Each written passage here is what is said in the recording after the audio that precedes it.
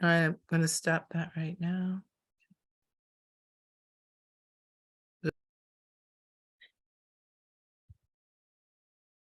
Welcome, everyone. My name is Mika Cade, and I am the director of the Oakland Better Birth Foundation and our program Shiphrah Circle. And I am here joined with Mamisi Samsara Morgan, the founder and extraordinaire of Oakland Better Birth Foundation. I like that. I'm gonna add that to my business card.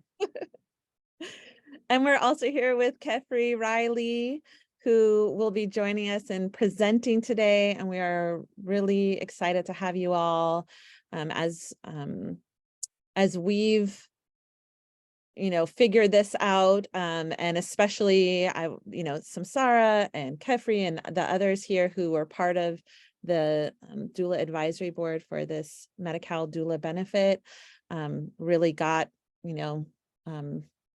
they really have a lot of deep knowledge about the workings, the inner workings of this program. And so I'm really happy to be able to have them here with us today to talk about this program and kind of what it looks like for those of us that are doulas planning to register for the Medi-Cal benefit, like what we need to know in practical terms. And what I also will put in the chat in a few minutes is just some links we've gathered of like helpful information. It's a Google Doc. We'll add to it if some of you all are already kind of doing your own research and work and have some links you think we should add. Shoot me an email. My email will be in that document. And yeah. So it looks like we have, of the 27 people who have completed the poll, about 4 people here are birthing people looking for a doula. Oh, the numbers are increasing. I love it. We have about 22 doulas or birth workers here and 5 people who are in that other category. And we are so happy to have you all here. This helps us think about also, when we're presenting who we're talking to. And let me go ahead and share my screen with y'all. I had this all set up all nice, and now it's like, You count on it. You know how it goes. So excuse me that this will not look as polished as I had planned.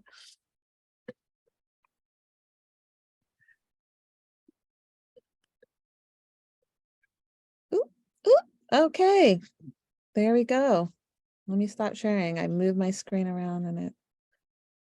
So while we're dealing with technical things, I just want to say how excited I am that you all are all here and that more people are chiming in, coming in and joining us. It is very important for us to work together and have this really community tribal attitude regarding this this benefit. It is not perfect, but we've done a lot of really hard work over a long time to do as best we can with a very patriarchal system. And there's many ways in which what we have is far and above what other doulas are being offered throughout the country. And we just definitely do get to be proud of that. Are we up? We're up. We are here. Okay. So do you want to introduce? Go. I will. And we'll start with just kind of our agenda of what we're going to talk about today. So we'll do a few welcomes and welcome and intros. And we're going to start especially for our folks who are birthing people here, so you can know like how to access a Medi-Cal approved doula, who's covered, some of that information that might be just particularly helpful for you all to know before we get into the nitty-gritty for the doulas and birth workers in the room.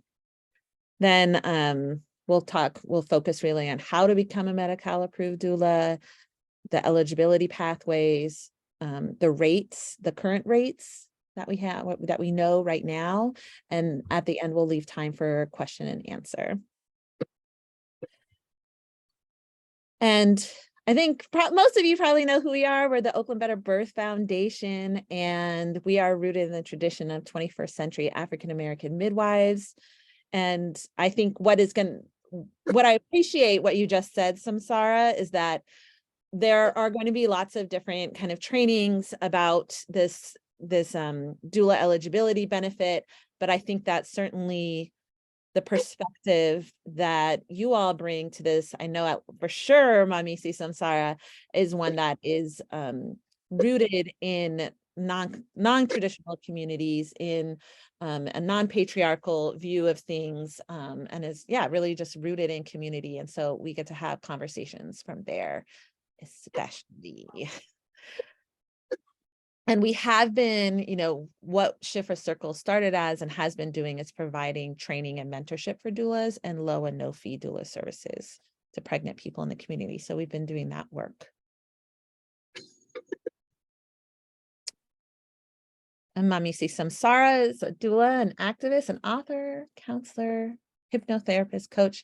She is my mentor and the executive director and founder of the Oakland Better Birth Foundation. And I am Mika Cade. I am an SMC Full Circle doula, director of the Oakland Better Birth Foundation. I also do childbirth education, placenta encapsulation, and you can find me online. Most of my things are Doula Mika on all the platforms. And we have Kefri Riley here with us. And she is a co-founder of Frontline Doulas and CEO of Urban Goddess Lifestyle and Los Angeles Birth Partners. And she is joining us as someone that has been part of the oh my goodness, the advisory board. That's the word I'm thinking of, the community advisory board. And coming from Southern California, I think it's great to have the perspective of birth workers from various parts of the state. So we are so happy to have you here with us this evening. If I can also add a couple of folks, I would love to just have Marna give herself a good intro, the beautiful San Francisco doula birth worker. And I would love also Elizabeth Simmons to give a quick intro to themselves. If you wouldn't mind doing that, folks, I'd appreciate it. Sure, I could just go really quickly. Look, you can see so the beautiful Marna who's looking like, huh? Oh, you're looking beautiful. Come on. So my name is Marna Armstead. I'm executive director with Sister Web Community Doula Network in San Francisco, where we provide culturally congruent doulas for our Black and Latinx community.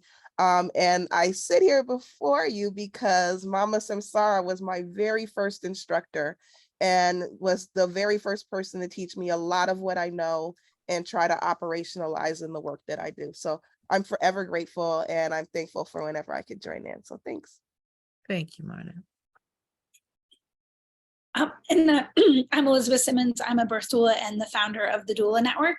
And I've been on the California Advisory Committee with these amazing, powerful, fierce women who have done one hell of a job in crafting a doula benefit within a system that wasn't really receptive to it. So all honor goes to everyone who worked so hard the last 14 months. And so in the Doula Network, we are here to provide support, technical assistance, business and administrative support through this benefit, and bring the wisdom that we know and share it so that doulas can thrive. And unfortunately, I do have a conflict, so I'm not gonna be able to stay the whole time, but Alyssa Salazar is also on the call. Alyssa, can you just say hi? She is with me and she will be able to answer any questions as well. So. That's wonderful. Yes, ma'am. Hello. Kefri, is there anything you wanted to say about yourself that we haven't said? Yeah, that we definitely are here representing in the spirit of complete and absolute system disruption, that we are the transformative agents of change, that I holler at all those who like to put the mantle of subversive right in front of their tea and honey. It should say subversive right here, but and just know that while we are bridge builders within the systems, and as we are healing through our lineages, that we still have to kick down a few doors, and we can do that in a way that's compassionate and also remains lit with the sacred flame that we carry. So I am so honored to be here with you, incredible beings, this evening. Wow. Hopefully we'll get some of your questions answered and activate you in this new opportunity for all of us. Thank you, Catherine. I do want to give people an opportunity to, we will have questions and answers. If you put things in the chat, I'm not going to be looking at it because we want to present to you and then open things up. But feel free to put things in the chat and we will get to it. I don't want you to feel like, oh, they're not answering me. You know, we will get to everything. This is all about making sure everybody understands this as best as possible. And we will be having other events moving forward in the future because, as I said, this train's still moving, it's still growing, baby's still gestating. And your input is still really important as we continue to talk in circles that are continuing to evolve the benefit. The implementation of it now we're focused on. Your words are powerful. We want to make sure that it's amplified as it should be. Yes, definitely. So let's jump into this. And especially thinking of those of you on who are curious, like, how do I find a Medi-Cal approved doula? Mommy C, I'm sorry, you want to go with this or? Yes. So how to access a Medi-Cal approved doula? You still have the right to like find your own doula. You can do that like in the good old fashioned way. There are doula groups and Facebook, Instagram. The deal is that you have to be you have to get a referral from a licensed provider, such as it could be a doctor, but I'm getting some word about some folks are having problems getting doctors to approve doulas because there's some doctors that actually don't believe in doulas. So no worries. You can get a referral from a nurse, a midwife, of an acupuncturist, right? Any licensed provider, anyone licensed by the state of California can refer you for your doula. But what I've heard is that there's a form that's going to be on the state website. Feel free to correct me if I'm wrong about this, folks who know about this as well, that can be downloaded to present to your licensed provider to say, we think this person should have doula support during their pregnancy and labor and delivery. Yes, Mama Samsara, there'll be what will be called a recommendation letter. The good old folks at DHCS have said that they're creating this recommendation letter based on our recommendations to them to make it as simple and easy. So what will happen with this recommendation letter, as she has stated, it won't have to be from a doctor that's the one giving care or the midwife was giving care. It can be from any licensed provider. It doesn't even have to be in the network. And then you will your client will make a copy so that if you're a doula, you keep this in your doula file. And if you have any backups or there's two people working, all doulas working with that client would need to have a copy of the file. And then as the birthing person or family, you would also need to have a copy of this for you as well. Absolutely. You want to check in with your clinic or doctor's office, meaning maybe I'm assuming we're saying there that maybe the clinic will have the forms available if they're an open and you may. Well, this is even just accessing, like checking in. Yeah. And I just want to put a bug in everybody's ears that if you have a doctor that doesn't believe in doulas, perhaps you need a new doctor. Because that's a big red flag right there about that provider.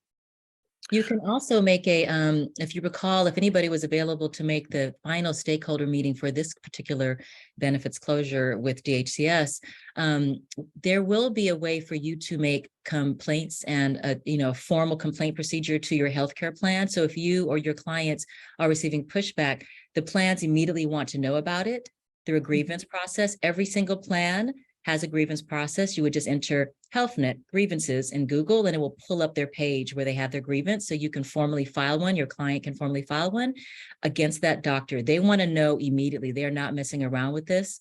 And so it will be very effective if you file a grievance. Perfect. Thank you. Thank you. A way to access a Medi-Cal approved doula, of course, is contacting the Open Better Birth Foundation. We are a wonderful team of doulas. We have our sister organization, Sister Web in San Francisco. And a registry will be created soon for all doulas who are going through the process that we're going to be discussing in a little bit, and who are registered Medi-Cal doulas. So they'll be able to go to the state website. Families can go to the state website and look for and get names and go through the same process they always went through. Meet doulas, interview doulas, decide they want that doula. But they know once a doula is on that list, that all the bells and whistles have been covered. And so that doula is definitely going to be reimbursed for the work that they do. And then, of course, word of mouth, which is the way women of color, people of color have always shared the best information about how to live abundantly. We talk to each other, we share with each other this information. So from this meeting, please share with other birth workers and with expectant families how this is ready for them and available for them and paid for with their tax dollars, and we're pleased to serve them. Next. Can I ask like I was going to ask a clarifying question. For the doulas here, and I think this also impacts the people accessing care. It's my understanding that if a doula wanted to, let's say, start working with someone today, but they haven't finished the registration process, that they can work with them, and when they are a fully registered doula, they can file the claims because of this kind of this interim Yes. time, right? Is that right?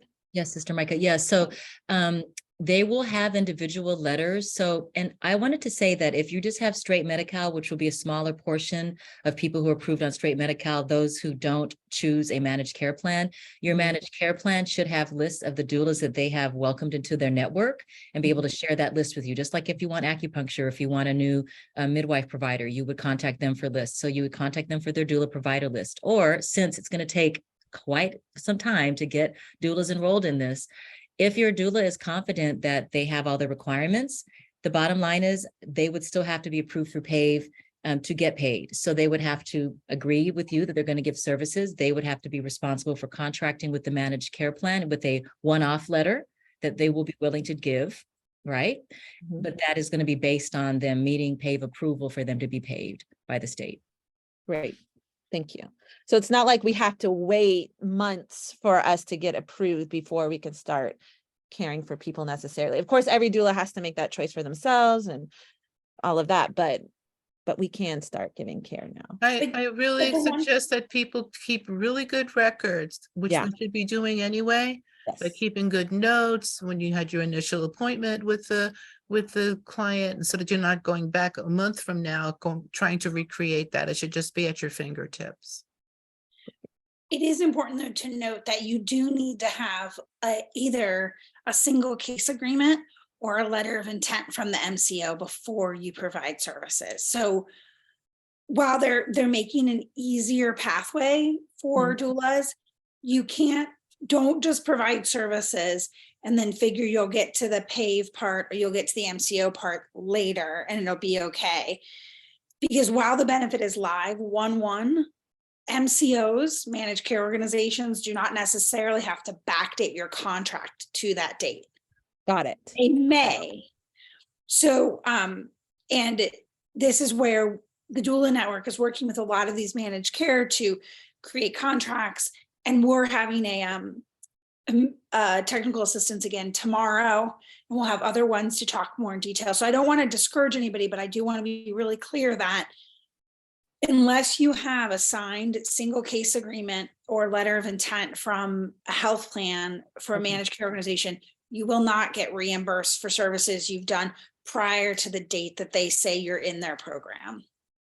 That's So really helpful to me. I'm happy to troubleshoot those questions one-on-one. Alyssa is here. So Okay. Alyssa, would you drop my email in your email in the chat? Because I'm gonna have to jump in a minute. And you can email us and call us. We can walk each doula through it individually. We're in a gray area right now. Yeah. And it's gonna get clearer, but it's a little bit gray. So if you have a client that really needs services right now, reach out to Alyssa or I, and we can see what we can help you get that single case agreement, because operating without it could mean you don't get paid. I really appreciate that. That's Yeah. really Yes, helpful. that's super important. I think it Yeah. would be also helpful, and I'm also asking like, whoever has this information, Kefri, if you have this information, we want to break down and help people to understand this. This is a whole new world for a lot of doulas, right? So we're talking about Medi-Cal, and then we're talking about these other providers. Who are they and how do they work together? Can someone address that real quick?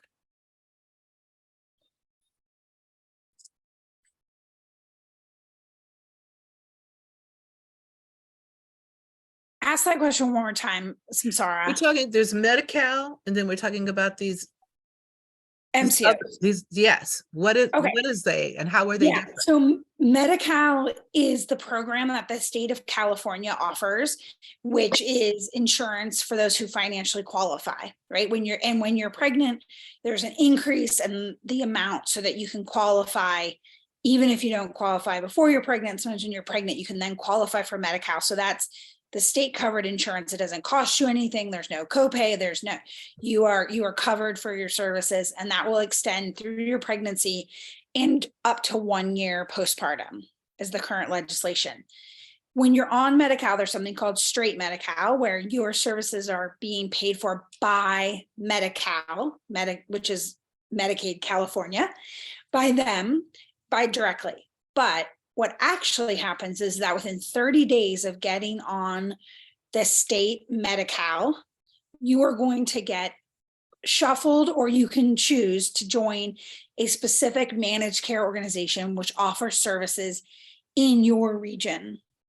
So then your insurance, while it's still Medi-Cal, it's like Medi-Cal Health Net, Medi-Cal Molina, Medi-Cal, IEHP, Inland Empire Health Plan. So then you're actually getting your insurance through that second word, the Molina, the IEHP, the Health Net, and the doula then has to contract with that organization. So there's 2 steps for both members and doulas. When you join Medi-Cal, you go through straight Medi-Cal, then you go to what's called an MCO, a managed care organization. Doulas have to do the same thing. They go through the PAVE system, and then they can join an MCO. Now, because this is a new benefit and it came out quick, the MCOs are sometimes reversing that process to make it easier on doulas, but the 2 steps still exist. You might be able to do them in the other order now, but they still exist. Does that help, Samsara, kind of give a basis? Yeah, it helped me, and folks will let us know if it helped them. Thank you so much, Elizabeth. Yeah, no problem. Mm-hmm. So what's covered? A recommendation for services authorizes all of the following: 1 initial visit, up to 8 additional visits that may be provided in a combination of prenatal and postpartum visits, support during labor and delivery, including labor and delivery resulting in a stillbirth, abortion, or miscarriage, up to 2 extended 3-hour postpartum visits after the end of pregnancy, billed in 15-minute increments. The extended 3-hour postpartum visits provided after the end of pregnancy do not require the beneficiary to meet additional criteria or receive separate recommendation, but they must occur on separate days. An additional recommendation from a physician or other licensed provider of the healing arts acting within their scope of practice is required for the up to 9 additional postpartum visits. That's a lot. We want to stay hopeful regarding these 9 additional postpartum visits, and in our next roles as continued stakeholders with SB 65, that's going to continue to work on the effects of the mommy bus, which is this doula benefit. We will advocate for them to be also clear on the recommendation letter for the 9 additional visits, right? So right now, that initial recommendation covers 1 initial visit of approximately 1.5 hours. And then these other additional visits that go up to an hour. You can give more if you want. You can do a little bit less as well. You can do telehealth or in person. However, they have not been clear, although we have asked, and we will get this clarity regarding the recommendation for 9 additional visits. I don't necessarily think it's going to be too much of a problem, but as you know, you must ask in order to receive. So we will find out more and more as we do, and hopefully give those additional visits with ease. My understanding of the additional visits is what situation where the mom is needing more time and more care beyond the usual scope of what doulas would be doing with them. So I'm hoping that we won't have a problem with that and it will just be approved. But we have what we have so far in place. I'm feeling like I want to have a couple of quick, I think I want to have a couple of quick questions because that was a lot and I want to see how people are. And the way this is set up, I can't see everybody in the chat. So is there, I can- are there 2 or 3 questions just about what we've covered thus far? Samsara, I can read off some of the questions in the chat. Do you want me to do that? Yes. So Tuli asked, can a client receive these services from multiple different doulas? I.e. one doula for prenatal visits, an L&D, another for postpartum visits. Technically, yes, you can receive services from multiple doulas as long as they are approved Medi-Cal providers and have gone through the system to be approved. I think that we have to be careful, though, just as you know, as independent contractors or business owners or members of groups and collectives, you would personally be contracting with the client. And so you would contract with the client for the services you wish to give. If somebody is your backup, well, they should be a Medi-Cal doula. That's the only way they'd get paid. You would work that out with you guys, with yourselves, but also be careful of like a client that might say, oh yeah, that's great. And meanwhile, she's already done 5 visits and didn't tell you. So it's very important. Right. Sure that you're working in collaboration with the doulas. Know that you're going to have to check that client is, still on Medi-Cal and still covered every month. And then you'll have to be sure, with clear communication with your client, that these services have not been billed elsewhere, and work in collaboration with the team whenever possible. Because you'll run into that, right? I'm assuming we will, because we've run into that in our doula programs where a doula had several clients had doulas with other programs, wanted a second doula just because they're so fly, they deserve 2, don't we all? They did. And so we had to ask, do you already have another doula? And so that's how we started to make sure that we weren't double billing, or you won't get paid, you guys, if that client has already used their visits with another doula. So That is a very, very important point. Or maybe the client started with another doula and then decided to change, but they have to let you know that the benefit's been cut into. Right. And Juju asked, where can I find all the MCOs in the Bay Area? Is there a list? Not that I know of. Not to my knowledge. I mean, how would we? I'm going to check on one of Jim's, the gentleman who shared some of the presentations with regards to the context they have for MCOs. While we're going to the next slide, I will look for that, see if I can find it. Thank you, Catherine. Thank you. And can you be reimbursed if you had to provide a doula deposit to begin getting help? I'm in my 3rd trimester, so I had to go ahead and find someone. You can't, you as a Medi-Cal beneficiary, you have the right to receive these services without being charged for it. So a reimbursement technically, not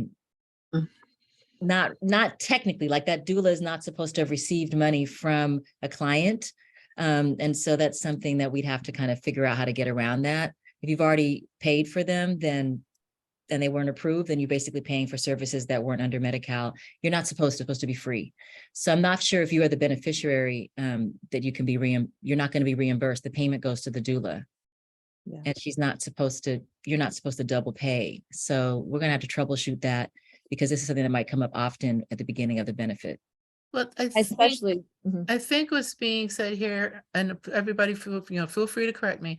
I feel like if you've already hired a doula, say, and you gave them some money, but then that doula was able to get into the program, the question is, could this is an expected person, can I get reimbursed for the money that I gave the doula? And I would think the answer is no to that. And I can imagine especially right now, since the doula benefit technically went live in January, if you're in your 3rd trimester, but you contracted with a doula last year, like that's probably like a That's a specific gray definite, zone, right? Or and that's a no right now to my mind. And again, yeah, correct me, yeah, you know, No, because now, because technically the doula or the provider is not actually approved through Medi-Cal. She's just a person that you contracted to provide services with. Once they become approved through Medi-Cal, then they're a provider and they can bill for the rest of the visits or bill for, you know, receive payment for anything moving forward from here. Mhm. and then we have a question from Martha. Does that mean the doula can only work for the employer they sign up with? You can be signed up with several different programs. It's similar to a doctor being in or out of network in insurance. So the doctor has to meet the requirements of the different insurance companies so they can be approved by all the different insurances. And that will be how it will be for doulas as well. And Ina just asked who she could maybe follow up with about this for support. I don't know if anyone has an email or someone they would. You can feel free to shoot my number on there. Feel free to contact me. I'll be happy to talk to you offline. So let's go to the next slide. This is just some additional information I about like that picture. that. I don't put it in. All visits are limited to 1 per day per member. Only one doula can bill for a visit provided to the same member on the same day, excluding labor and delivery. 1 prenatal visit or 1 postpartum visit can be provided on the same day as labor and delivery, stillbirth, abortion, or miscarriage support. Right? So with birth, we might have some overlap with some people, backups coming in. So for 2 doulas serving that same client under those circumstances, to have those billings coming in on the same day makes sense and is fine. But no other time will that be allowed. And is it correct that that Medi-Cal has 180 days to approve you once you've submitted your application? I think I read that in the doula guide. I know it's a good amount of time. Well, see, that's the thing. I mean, we've experienced that because at Oakland Better Birth Foundation, we've been in the pilot program with Anthem. Yeah. And the turnaround to get paid is very long. So we want to be planning as entrepreneurs to know that we need to have some clients who are not Medi-Cal clients to kind of help us swing through when those payments come in. And as we begin to work with them, as we begin to work with all the companies, we'll have an idea of, you know, what the payment schedule is like.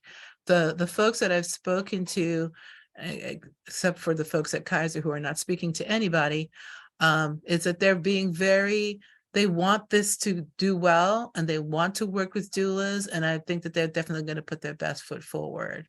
And they're also a system that is used to working with big clinics and hospitals, and the way their cash flow is set up with so much cash flowing in, they don't have to be as worried as we are as entrepreneurs to get paid on a semi-regular basis. In a swift basis. There are doulas that have been approved already. I think there's about 11. And so they've probably just started this process and it's not taking that long. It's not taking 180 days. They actually have special teams that are working and been assigned to support you in becoming an approved provider. I love it. That's great. That's great to hear. If a member requests or requires pregnancy-related services that are available through Medi-Cal, then the doula should work with the member's primary care provider, if that information is available, or work with the MCP to refer the member to a network provider who is available to render the service. These Medi-Cal services include, but are not limited to, behavioral health services, belly binding after cesarean section by clinical personnel, clinical case coordination, healthcare services related to birth, pregnancy, and the postpartum period, childbirth education, group classes, comprehensive health education, including orientation, assessment and planning, comprehensive perinatal services program services, hypnotherapy, non-specialty mental health service, lactation consulting, nutrition service, transportation, medically approved community support services. This is So, important.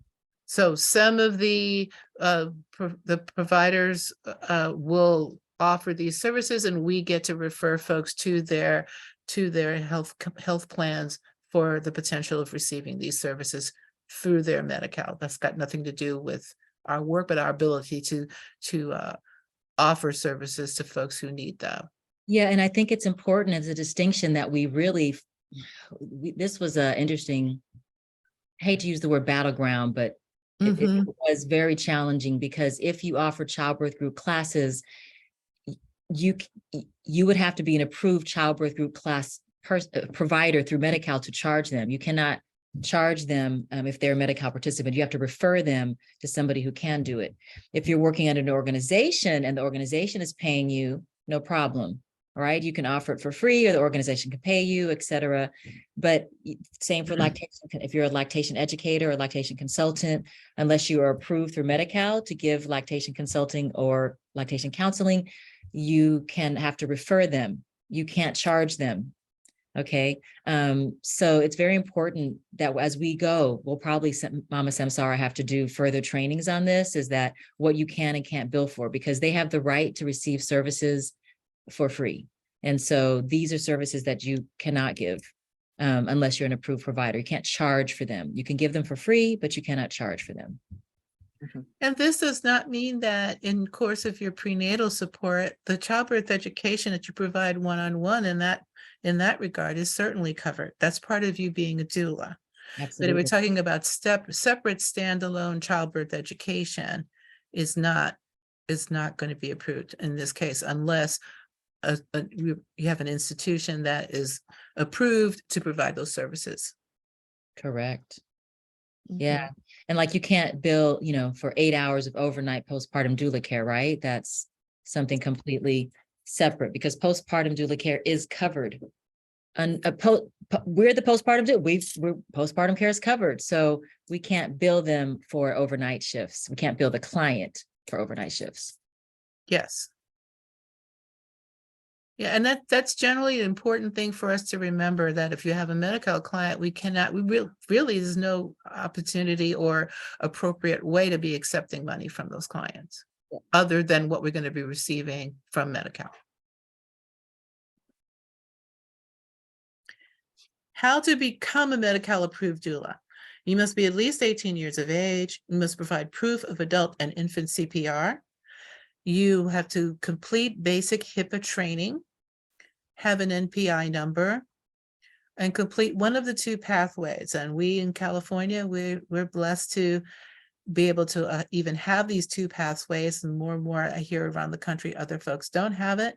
So we have a training pathway or an experience pathway. So training is, of course, you've taken one of the many wonderful doula certification programs, SMC, Oakland Buddha Birth does doula, our community birth worker trainings, DONA, if you want to do DONA, all of those organizations that train and certify doulas. I believe the training has to be how many hours, Mika? I can't remember off the top of my head, but I remember that I'm pretty sure the combo has to be the online and in-person combo. Like, you can't just do an online training for the CPR. No, we're talking about the sorry. doula training. Doula training, 16 hours, sorry. It has to be the minimum of a 16-hour basic training. Yeah. For when Jim presented at from DHCS presented on the acceptable trainings, they did mention, and they were clear on the American Red Cross or American Heart Association. They did not specify, this is answering a question in the chat, that it had to be in person only. It's Oh, that's whatever awesome. give you the completion. If so, from those organizations, if it's American Red Cross or American Heart, would have to be adult and infant, and whatever they agree to give you the proof. Got So it. So it could be online as well as in person if, training. if that's those two organizations will approve those, yes. Sounds good. Yeah. Sounds good. Sounds great. Da-da-da.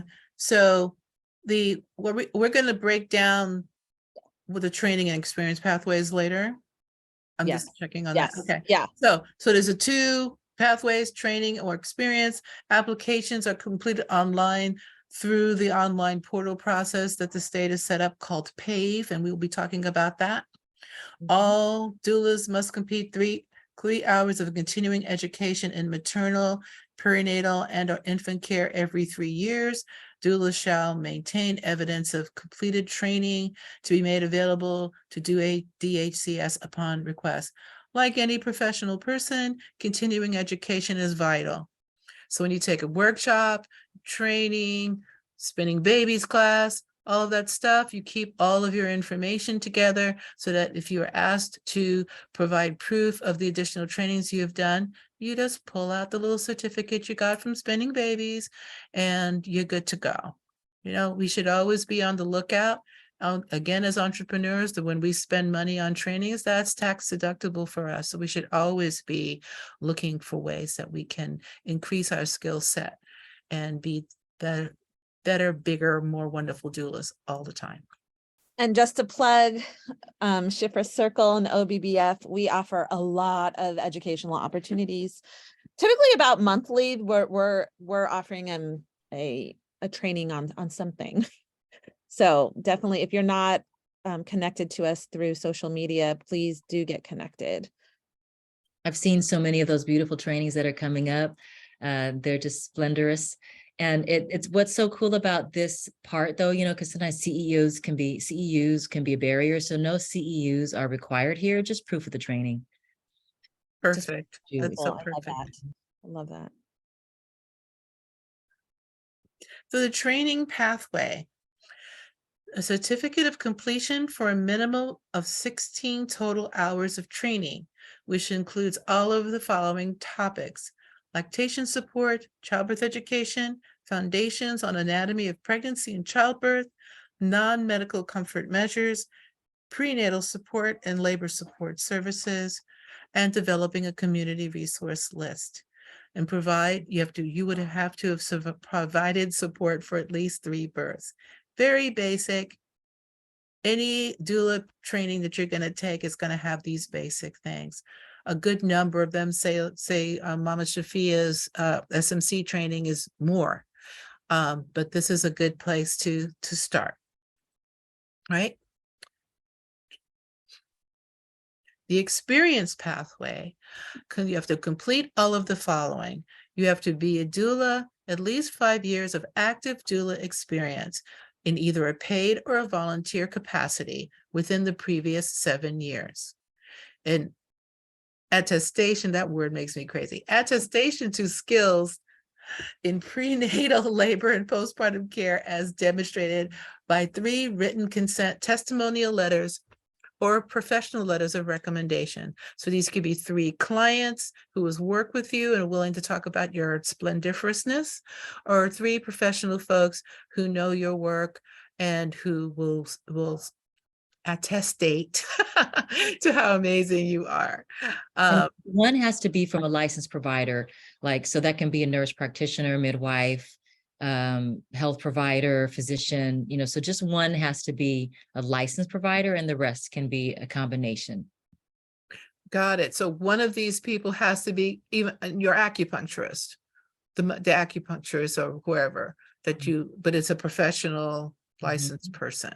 Yes. Got it. So we need to tweak that because It says that on there. One letter the last sentence. It's the biggest question that comes up though, mamas. I'm sorry. It's the biggest one. Cool. We just read it and go, bet that's easy. But it must be from a licensed provider for one of those. And the other ones, one of the letters can even be from another enrolled doula. So. Or another enrolled doula. Okay. That's, So the deal with the experience pathways is there are folks like myself, I mean, I was an uncertified doula for forever and ever. I really only became certified because I wanted to train for Mama Shiphrah. And so there are people who've been the doulas in the community for a really long time, and there's no one doubts their qualifications, but to present yourselves in these spheres, it's important to kind of be able to account for yourself. So this is like accounting for yourself. And these requirements, in my opinion, if you've actively been a doula for at least 5 years, these are things you can pull together because you would have been connected with the healing community. So the acupuncturists and midwives are people that you would have bumped into, talked to, know. And you have clients who have been pleased with your work, who can write letters for you. And an interesting note, this is kind of like a side note on how this pathway was developed, is while building the benefit, we were able to submit, direct documents of what we thought could be formulas that could create an equitable benefit here in California. And before was the experience pathway, it was the grandmother pathway. It Right. was honor of the grandmother and grand midwives, and that we knew that they did not need certification from Jack, as my dad would say, in order to do their work. They were certified and anointed, period. So we Right. wanted to be able to honor that legacy, and that's why it then became legacy pathway, and then it became experience pathway. So just letting you know that this benefit has a lot of roots in dismantling colonialism and how it's rooted itself into how we give care to our communities. And so behind some of these things that you're seeing here definitely are seeds of change. And one of them is to be able to allow our fellow practitioners who don't have these pieces of paper to serve. So this was a big win. Like, this was a big win. We also offered family pathways because we'd like to be able to honor the doulas in the family that can give care, that are the ones that are chosen in community care models. But that was harder with regards to how DHCS is. Yeah, We'll be fighting for that more. I've fought like a little tiger, but who knows? Things in the future might happen. Because I mean, we definitely want to honor the way doula work has always been part of the African American community. And this push to professionalize everything can mean, not always, but can mean the diminishing of our connection with our ancestors and our connection with the healing art that you didn't need permission from somebody else to do. We just did it because that's who we are and that's how we take care of each other. So big facts, Mama. I'm sorry. You guys can tell I have like a 21-year-old son. But I wanted to say something in the chat that's really important. Tony asks us to consider that postpartum doula training does not include all of these topics. Some of these topics are specific to labor birth doulas, such as comfort measures, prenatal support, labor support. As a postpartum doula, we don't support births at all, only the care afterwards. Does this mean a postpartum doula cannot qualify as a provider? Correct. If you only have a postpartum doula training, you cannot qualify as a provider, because the way this is written was specifically to be able to support and mitigate the harm that's happening at birth, right? And so you need to be a birth doula to be able to provide care. Postpartum care, as soon as that baby is born, we're in the postpartum period, right? And so typically birth doulas or trainings will allow you to support, because what is support when we look at traditional models of care?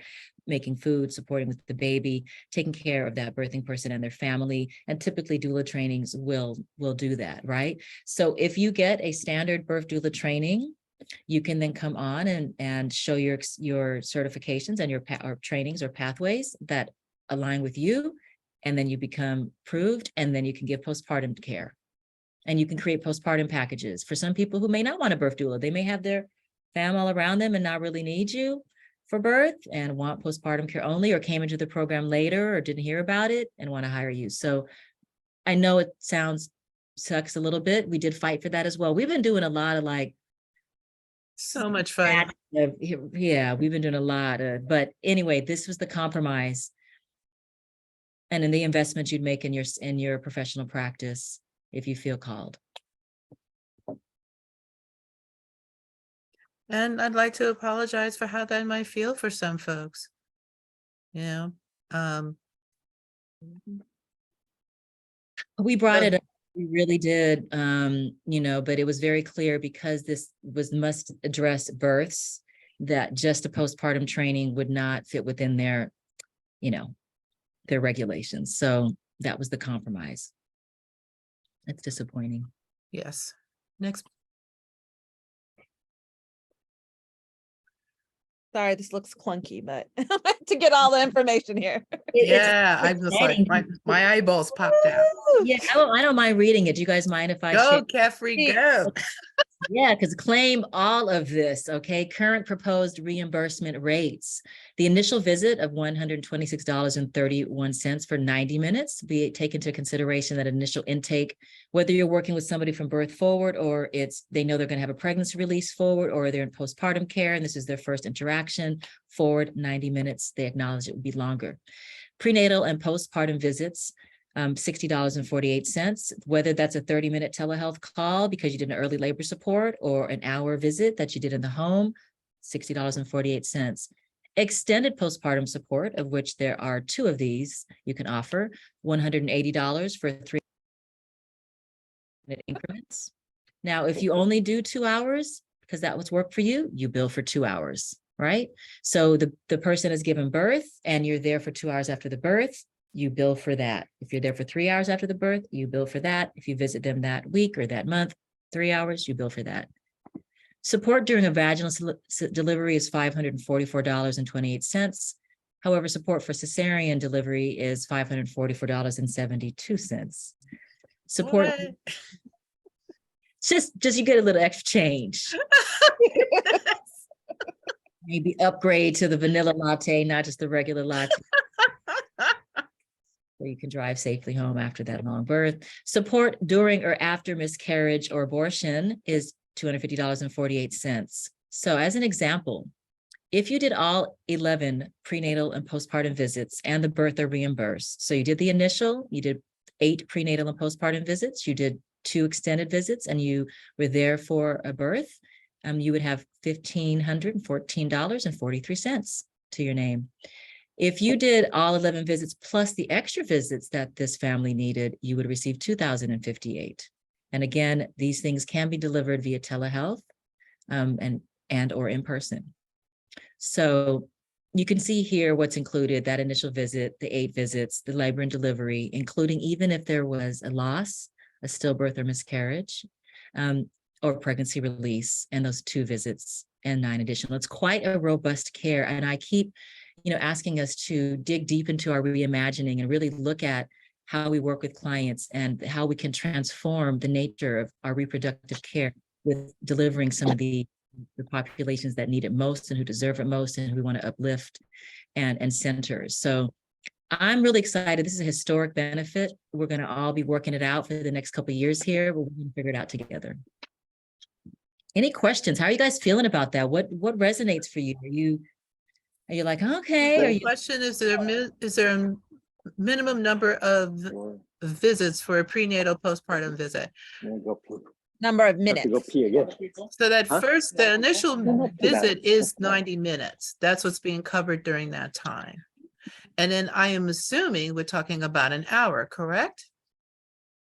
No, there's no limitation or requirement under the prenatal or postpartum visits. That's why I said, even if you did a 25-minute or a 40-minute visit, you could still bill for that. We fought for that one too. They wanted to say 1 hour and we said no, because you might have an early labor call at 2 a.m. and you're on for about 25 minutes listening to the surges and the patterns and breathing with your clients and assessing and making some recommendations. Mhm. That technically is a telehealth visit and you can bill for that. And then when the baby is born, you bill for the birth and then you bill for postpartum. So technically, Linda, while in Oregon, it has 2 prenatal visits and 2 postpartum and birth, technically, as doulas, our birth fee is the birth and the initial postpartum period. Here, it's the birth fee, plus you can tack on, if you do stay, the additional up to 180. So it ends up being a little bit more than $554 when you look at that extended postpartum visit that begins immediately after birth. So it's not, Linda, as good. 1,500 is what we'd want. We'd really like that. This is what they've agreed to so far. And there's a note that a 10% increase to all of these will be coming in June if it's approved through the governor's office. So the basic series of visits, if client makes, if you see the client for all those visits, you're walking away with 1,500. Correct. And then if you get approved, if client needs to be approved for additional visits, then it's a little over 2,000. Yes, and so if you Okay. look at a standard community doula program of an intake and 2 to 3 prenatal or postpartum visits, the birth and an extended postpartum, you're looking at over $1,200 Mhm. plus. So it's that's about the range. Definitely, definitely. So when to look at things on a per visit basis rather than an hourly basis is just actually more helpful to do. So when you're there for your visit, whatever you're doing for that visit, no matter how long or short that visit, the fee is the fee. Am I right? Correct. So if you feel I'm going to see a dear client and, you know, I thought I was going to stay for an hour, but I'm going to stay for 2 hours, then you Right. only pay for 60. But if you know that you are able to pop by and see her, like say they've given birth. So they've given birth, you've already attended the birth, you've done the initial postpartum care, maybe you've even done a 3-hour visit. You'd like to do a 30-minute intake with them just to check in on lactation. You do that on Friday. Maybe you're doing some rounds with clients on Monday. You go by and see her for half an hour. Mm-hmm. Right? You pop in, you might bring her some tea, help her in and out the shower, put them back to bed, bounce. You can bill for that visit. So there's nothing limiting you to give longer visits or shorter visits. You can determine that as long as you feel that your care is aligned with the ethics and the training and the scope that you're, you know, implying here. And we do want to make sure that we're taking notes every time. I mean, as we all should anyway, but it is really crucial that we take notes of these visits and what we did during these visits, because what I heard from another training I went to is that we could potentially be audited, let's say, to make sure that we are actually, you know, doing the things that we say we're doing. Yeah, and you won't be able to get paid unless you do note the visits. And hence why we had are collaborating with the Doula Network, Elizabeth, and the sister that's on here from, where are you, Alyssa?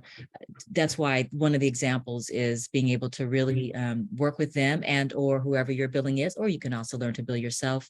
You will have to make notes in the billing to justify it and to submit it and to be paid for it.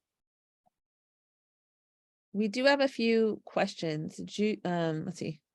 Okay, Juju asks, is the miscarriage or abortion less than live births, or is that an additional? That's such a great question. Thank you so much, Juju. The support during or after miscarriage or still abortion. So that will be previous to 20 weeks. Okay. 20 weeks plus would be considered a stillbirth. So under 20 weeks is miscarriage, and or pregnancy release or abortion is $250.48. And then from there, they still can receive their 8 visits and or additional 9 if this individual is in need of deeper care. Thank you. And let's see. Will there be any information sessions for clients who are unfamiliar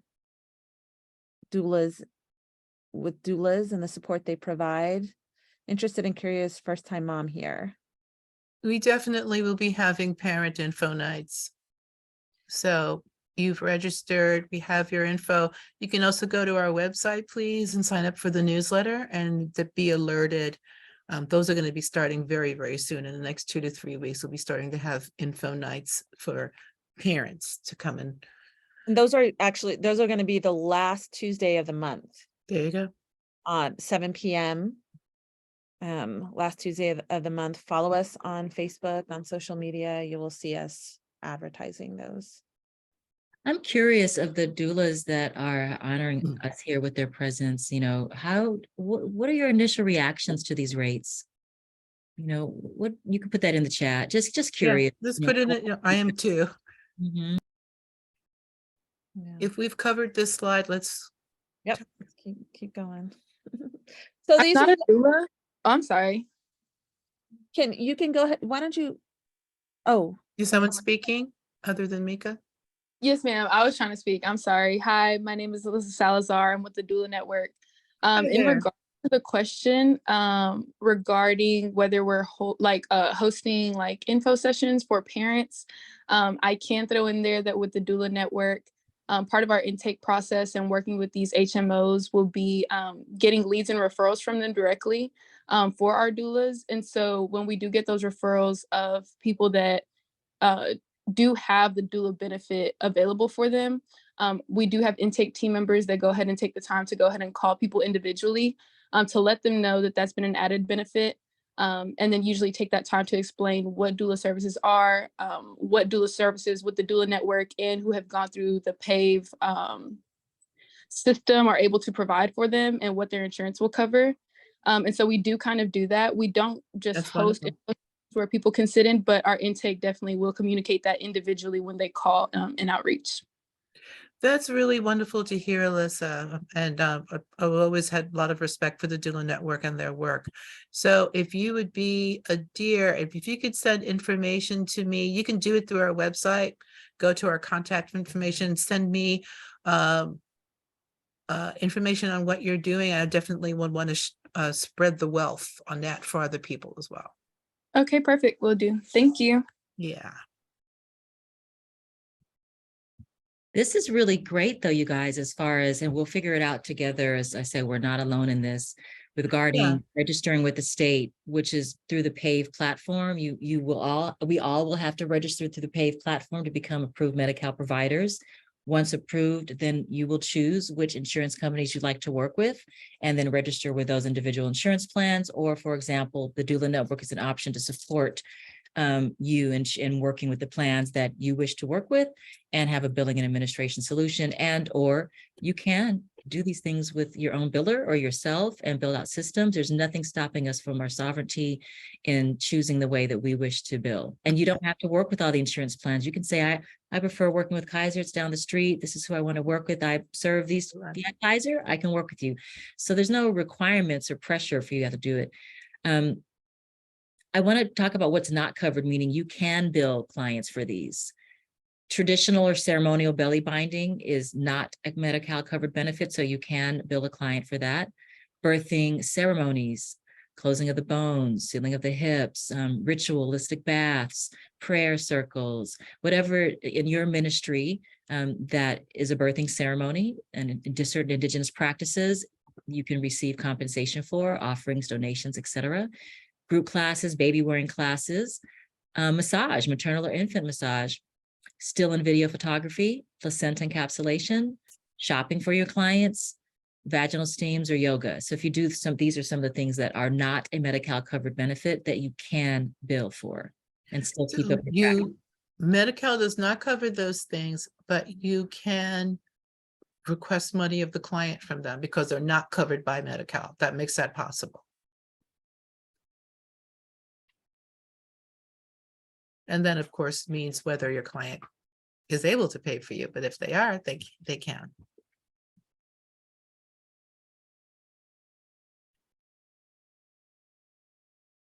If a client wants additional needs additional postpartum visits beyond the initial approved 8 and 2 additional postpartum visits that are extended, a provider would have to approve that as well. They'd have to get another recommendation letter for that.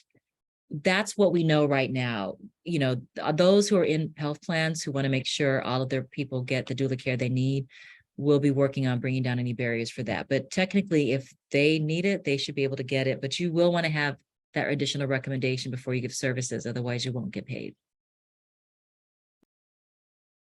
Wonderful. And so here we are at our question and answer time where we can also, you can ask the questions directly outside of the chat. There's been so many wonderful questions already asked, and I know I've learned a lot, even though I've been doing so much research about this myself.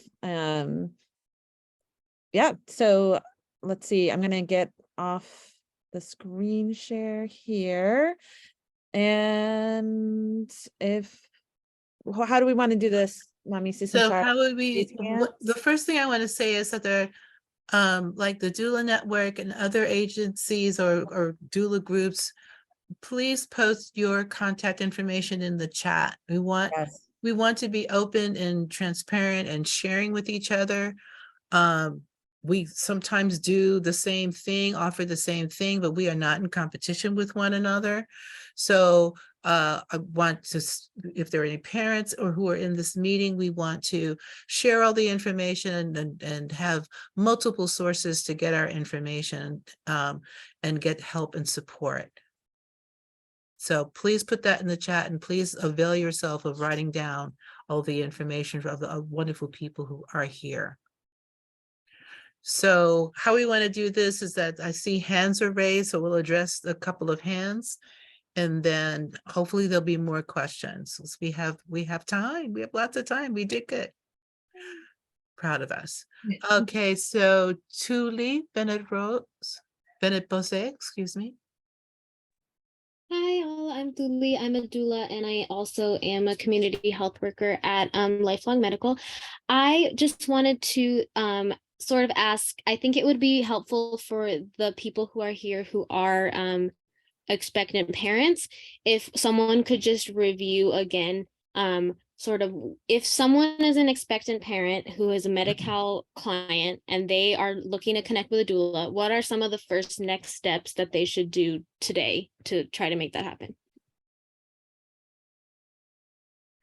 Their first step would be to get their medical provider or another licensed provider to approve them for doula services. Am I correct about that, folks?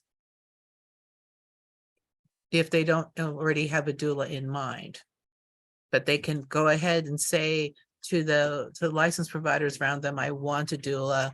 And the folks at the state are creating that letter. I don't think it exists yet, but I do think just a letter on letterhead from a licensed provider would suffice at this time until their official letter is up.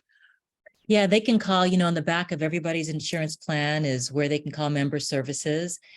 And you basically let them know, I'm aware there's a doula benefit and we're supposed to get a recommendation letter. Who can I speak to regarding the doula benefit? And then you would request that recommendation letter template. Otherwise, you just go ahead and get a recommendation letter with the signed, you have to have their physician's number and or licensed provider number and their signature. It has to be signed. And then you can present that to the plan, in addition to the doula having to make sure they meet the requirements and then eventually beginning to be an approved provider, and then have the letter that's an approval letter from that plan that they will reimburse them, right? So there's a couple steps. That's super helpful. So I just want to reiterate. So first, the client should go to their healthcare provider or a licensed provider and get a referral or recommendation. And then they should contact their insurance company or their managed care plan and ask to speak to someone about the doula benefit. And then if they don't have registered doulas on that plan yet, then they should try to contact with a doula who can get that letter of intent from the managed care plan. So the correct terminology is a recommendation letter Mm-hmm. from a licensed provider, whoever that might be. That way that's for the client's file and the doula's file. Then if they have not contracted with the plan yet, they would need to begin their process of going through the PAVE portal to become approved provider. And then they would have to get that letter from the actual managed care plan. And I believe the title of that, correct me if I'm wrong, Alyssa, is a single case agreement or letter of intent. That's necessary for being paid. And you can do that before they become a approved provider. That is so helpful. Thank you. And Juju? Hi, everyone. Thank you so much for doing this. I've been having some questions about some of the other requirements that I saw online. It was saying that you also need to have a business permit, a business license, and a business tax certificate, which I just found out in Oakland, the business license and the tax certificate is the same thing. Can someone share more about that? What kind of permit would I would need to We're get? learning more about that. And that depends on where you live and the city you live in. Different cities have different requirements of a business running in their city, right?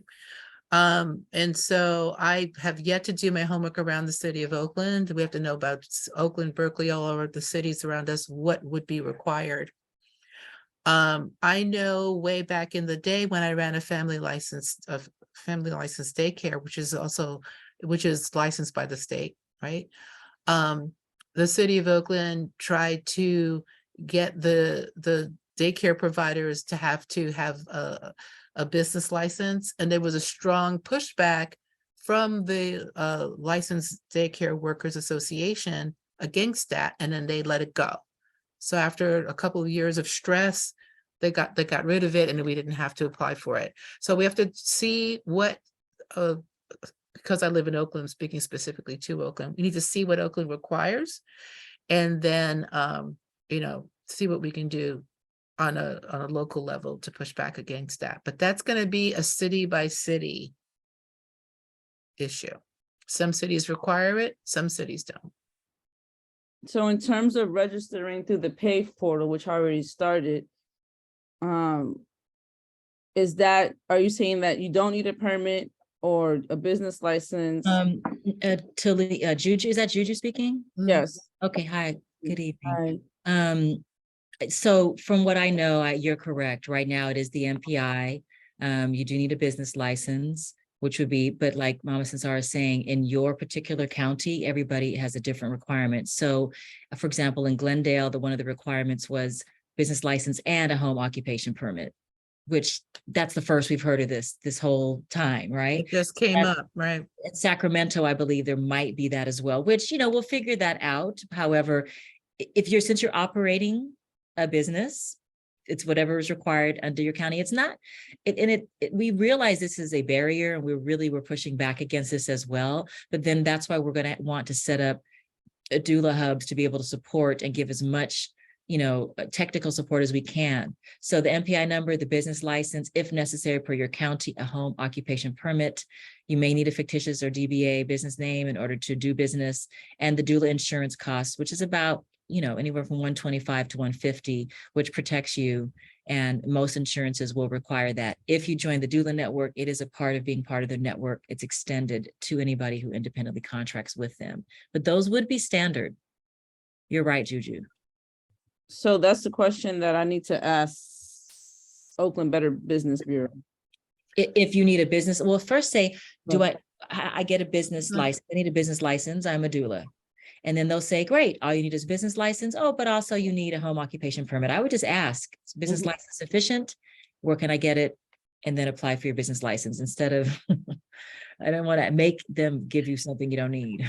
I think if you go up to the city clerk's office and you ask them, do I need a business license? The answer is going to be yes. So we want to investigate that a little further before. And again, correct me if I'm incorrect. I believe that if you start the process on the PAVE system, if there's more stuff they need, they won't kick you out of the system, but they'll kick back to you about, okay, you need this, you need that. It feels to me that I would put in all the information that I have and then see what's requested before opening a door that you might not have to have walked through. Does that make sense to folks? Yeah, so Juju, are you saying you're hitting the wall with the business license requirement? I'm just curious because I want to know what I need so that I can just do it, and then from what I understand, then if you work with, so in the Bay Area, there's different counties here. So if we work through different counties, would we also, even though we're based in Oakland, I'm based in Oakland, would I also have to, get a permit or a license in those other? If you need to get a business license, that has to do with our businesses are where we live, in our homes and apartments. So it's based on, there's only one business license that you would need based on where you are operating your business out of. You don't have to get several business licenses. Yeah, so I think, just to answer your question, Shiphrah, I think that, sorry if I mispronounced your name, but I think that it's a mental gymnastic barrier for me. Understood. No, I'm here for you. So wherever you're practicing, You just get the business license for where you're practicing. And it's simply a lot, you pay tax at the end of the year. So if you owe $20, you then pay your business license tax. That it's that straightforward.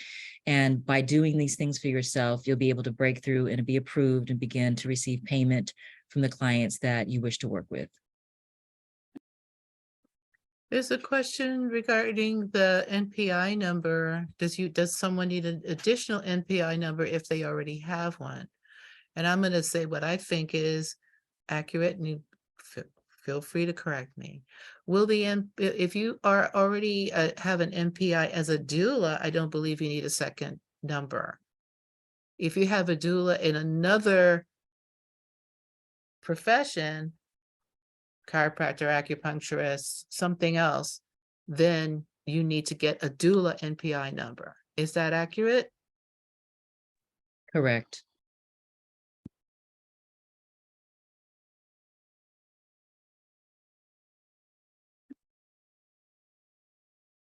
NPI number is different than a tax ID. So if you have incorporated your business or your LLC, or you have a TIN number, if you're an individual sole proprietor, or your social security number, or in the event of an LLC or S Corp, et cetera, you would have an EIN number. So NPI is different. That's your national provider identification number. And you would get that as the doula. And that's how you will bill under that number. And then your tax ID, depending on your classification, would be social security, a TIN number, or an EIN number. There is a question, if the company has an NPI number, tax ID number, can they register under the umbrella of the company, or does the company have to register each individual qualified doula? This is a great question. I'd love Alyssa to unmute and share with us, because they also did in the all plan letter. I'm trying to find the all plan letter so I can make sure everybody can look at that, so we can be empowered with all this information that they're releasing to the public. So you will have to apply as an individual, and you can use the business info note that you're an agency doula. So Alyssa, do you want to unmute and share a little bit about that? Yes, ma'am. I went ahead and took my mute off already. I'm sorry. I just look super duper cold. That's why I go ahead and have my camera off. But as far as NPI number goes, you are able to, or just like the business information in general, you are able to use all of that information. You will still have to apply, though, individually as a doula. The agency itself is not able to apply, and then, just because you're on their directory or on their roster, you're automatically admitted. And this is because California is also requiring that we look into the OIG website, which kind of just double verifies, since they don't do backgrounds, that there are no medical, how do I want to word this so that it's sensitive? But there's no like medical misdemeanors, or you've run into a case where you've had any issues when it comes to health law. And so that's being done instead of the background, but so you do have to apply individually still, but you can use the information from the agency that you're currently with as the business portion to the application.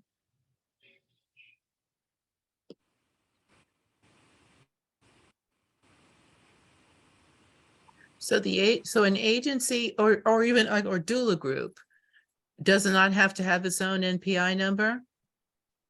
The doula group doesn't have to have its own. Everybody still has to have their own individual NPI number. But as far as like business information, so the tax ID and the business license, the business name, you can put all of the agency information there, but you would still have to put your individual NPI number. Got it. I know the process. The head of the circle or the head of the organization would put their NPI in there. For the no, individual doula will put in their own NPI. This goes like there's a section on PAVE. I wish I could pull it up for you all. But there's a section on PAVE that is. Brought it up, Alyssa. If you can see in the chat, let's see. You can see in the chat, it's the last link there with regards to doula group application. Perfect. Let me see. If you find that's aligned with what you're sharing, Alyssa, but that is what's from the DHS. Yeah, so the guys, I'm fine giving you screen sharing, Alyssa, if you want to refer to what you're talking about. Let me see if I can move this over to, I'm on my iPad currently, so I would have to try to get it on my laptop. But the NPI is something completely individualized to the doula. As previously mentioned, it's a provider number. And so again, everybody individually would need their own. Right. On the MPI website, there is a toll-free call number. If you go ahead and call that, I believe it makes the process way more streamlined, minimizes the time of, just having questions and running into barriers. We're always kind of advised to forward doulas to that. And then MPI numbers, I believe on the website, it says 3 to 5 days, but they typically come overnight. The next day you should be able to have it in your email. So it shouldn't be too much of a hassle, especially if you use that toll-free number. That's good. The MPI will be specific to you. And then anything regarding business license, tax IDs, and business names, you are able to put agency. And then there's a part of the application where you're able to specify that you are an agency doula. And so they know that that business information is in regard to your agency and that you're under them. But you would still need your own individual application submitted. So we can run like OIG and all of that since there's no background. Are there any questions regarding that? A list of the additional information that I got from PAVE is that, say, for example, you aren't incorporated as an LLC or a partnership, even if you're the only owner of the entity that you have, there's a type 2 MPI, which is for business entities. So say you are incorporated, then you would get a type 2 MPI, but you still need to have your own MPI. Yes, ma'am, exactly. You would need your own individual MPI as a doula. Okay, so there's a provider number for business entities. There's a provider number for individual doulas. Got it. And I know that Juju, you asked, you didn't see anything online about needing doula insurance. I would say from my experience of working with the care plans, that the majority of them are requiring doula insurance. So you might become an approved provider, but then to contract with the managed care plans, what we're advocating for in our meetings with them is that there's no need to re-credential. While they'll have to check your credentials that you are indeed an approved provider, and any other checks they do, because each plan has their own credentialing. Credentialing just means approval through their processes that you are going to be an approved provider. So what we're trying to do is that as long as you guys are approved through PAVE, that they will approve you to be one of their providers, but they may have other things that they need, such as doula insurance, right? So it's best practice and an investment in yourself and a tax write-off to find a doula insurance plan that works for you. There are several, but the main one is included on the sheet that was shared with you today, CMF. And then, you want to consider your liability here with working as a professional and the kind of liability that you're taking on and the protective factors of that. And everybody, please take a moment to save that document that Mika shared a little bit ago, because it has all the links to everything that we've discussing about the NPI number, insurance. We did not talk about HIPAA, and HIPAA is required as well. And I believe we have links to HIPAA trainings. Mama Shiphrah has one. And then there's another one that I saw the link and information for. So you download that document. It's a Google Doc, and it's another live document. So as we learn stuff, we're going to continue to add into that document. So hold on to it and look at it every once in a while and see what's changed. That's so excellent. And over the next couple months, throughout this whole year, we'll be sharing new information and making sure that these things are transparent and easy and accessible. I feel like I need some rescue remedy. Yeah. Yes. Definitely gonna make another tea, but we got through it. Yep, we did. Any more? How are people feeling?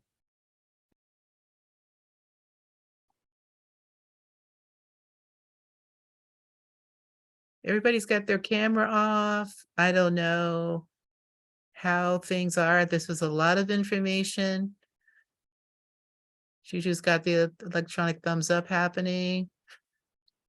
That's awesome, Juju. Tuli, you've got a big heart. Thank you. Yes, thumbs up. Okay. I'm asking that because I have a lot of feelings. And and I think it's important for us to continue working and talking together to make sure that as we move into this space that will allow people who never would have had a doula to have a doula. That's what I am excited about. We want to keep our doula spirit, though.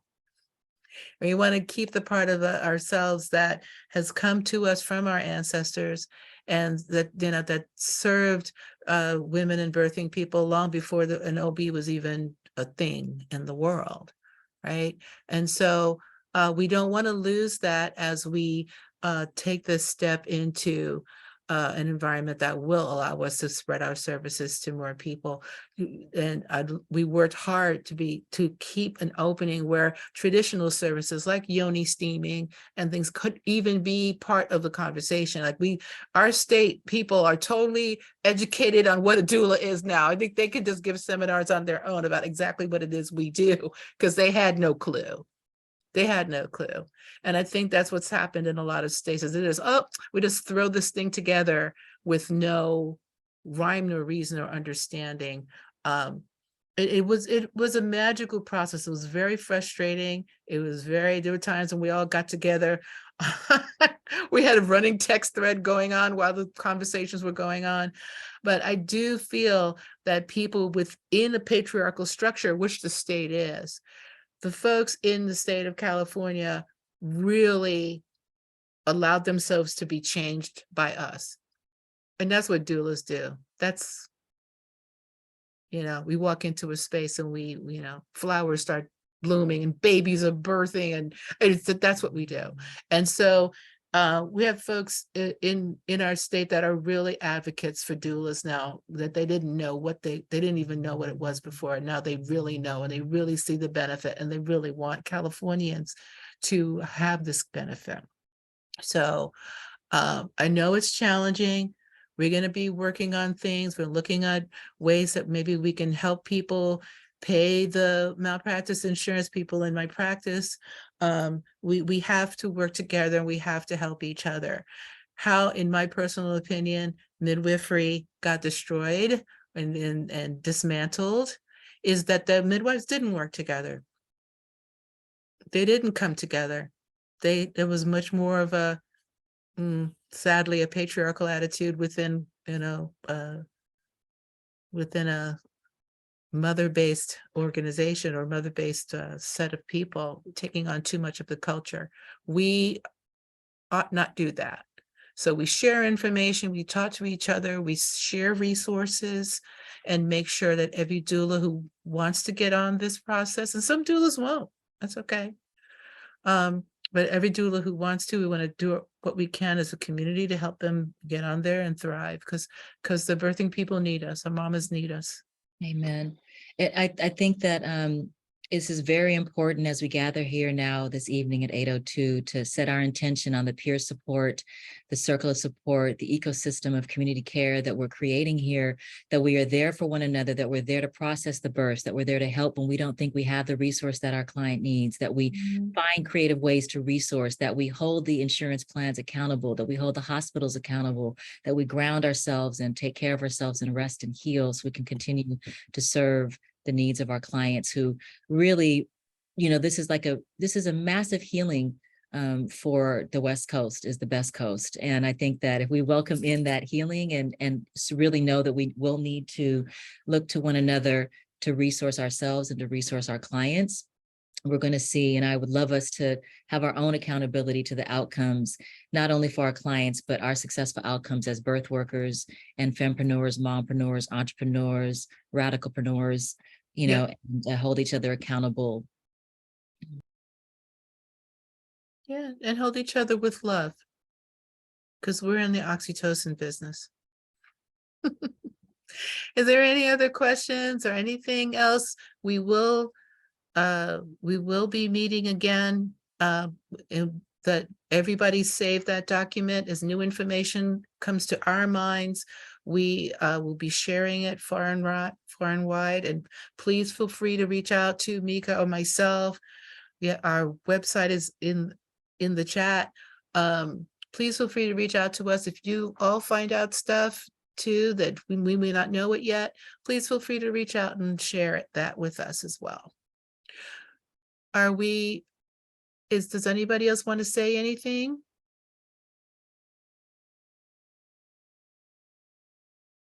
Okie doke. It's nice, very nice chats coming in. Thank you. I'd like to say something. Go for it. Say something, Ms. Mika.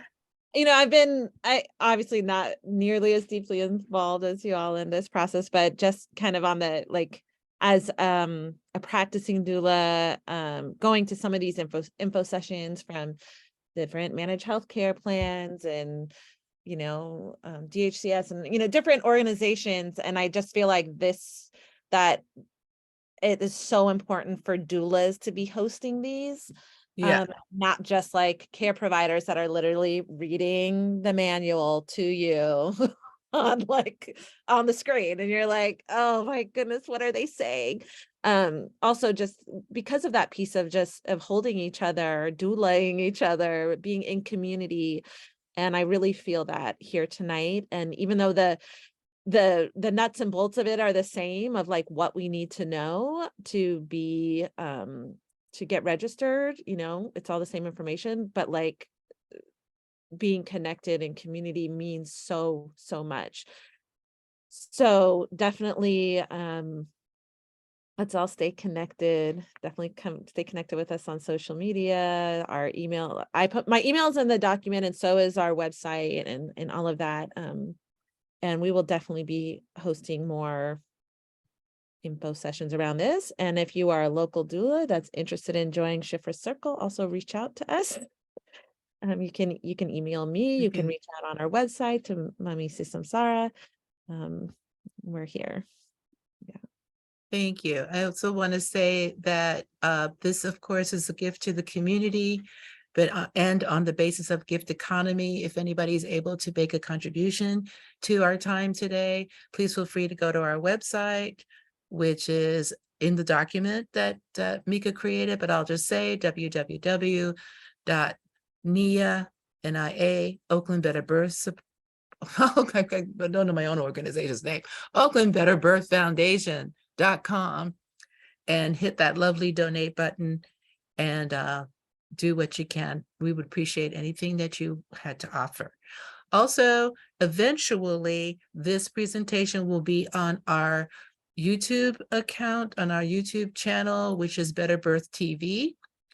It's going to take a few days, it takes time to process and then get it uploaded and all that stuff, but it will be there so you can watch this conversation again later if it will help you along your journey, or if you want to refer other doulas to it, please feel free to do that.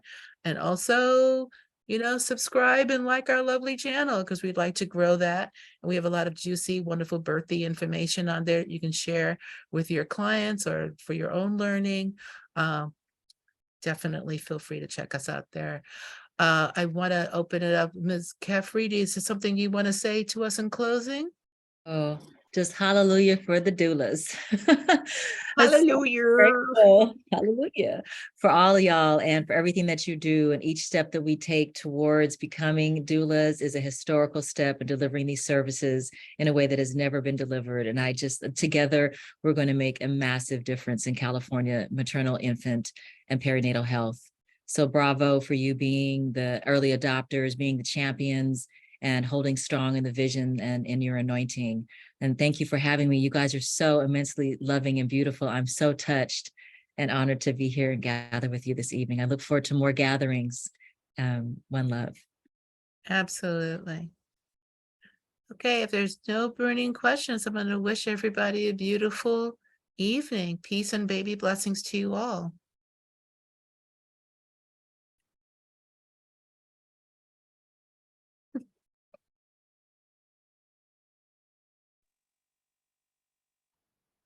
Thank you so much, Ms. Samsara.